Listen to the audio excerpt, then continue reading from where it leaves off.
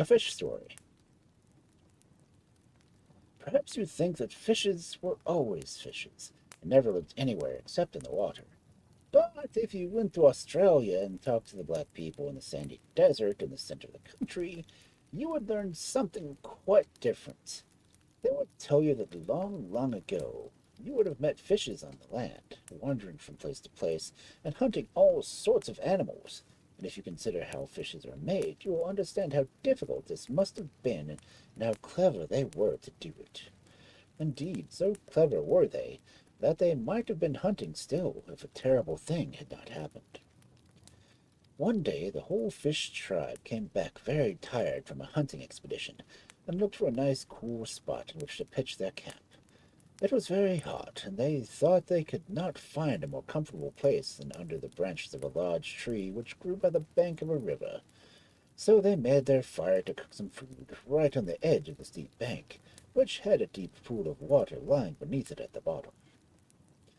While the food was cooking, they all stretched themselves lazily out under a tree, and were just dropping off to sleep, when a big black cloud, which they had never noticed, spread over the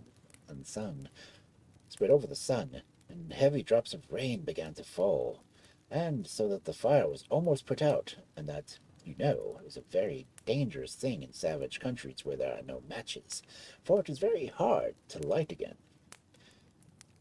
To make matters worse, an icy wind began to blow, and the poor fishes were chilled right through their bodies. "This will never do," said the Gage, the oldest of the fish tribe. "We shall die of cold unless we can light the fire again." And he bade his sons rub two sticks together in the hope of kindling a flame, but though they rubbed until they were tired, not a spark could they produce. "Let me try," cried Beluga, the bony fish, and he had no better luck. No more did Combo, the beam, nor any of the rest. "It is of no use," exclaimed Thuggai at last. "The wood is too wet. We must sit and wait until the sun comes out again and dries it." Then a very little fish indeed, not more than 4 inches long, and the youngest of the tribe, bowed himself before Thuggai, saying, "Ask my father Good to light the fire. He is skilled in magic more than the most fishes."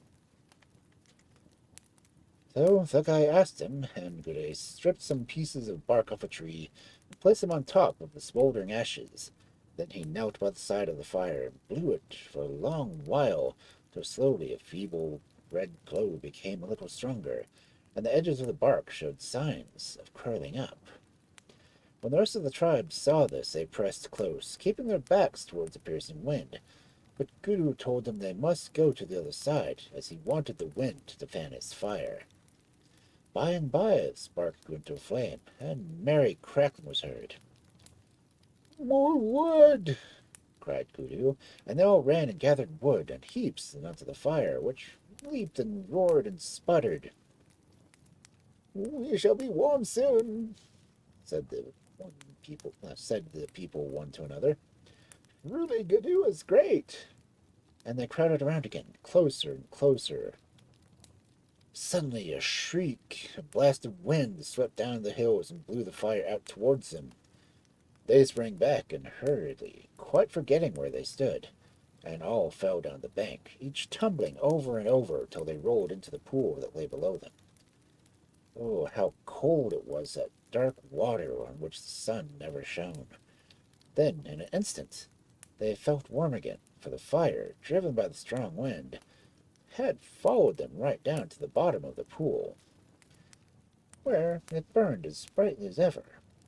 And the fishes gathered round it, and as they had done on top of the cliff, they found the flames as hot as before, and that the fire never went out like those upon land, but kept burning forever.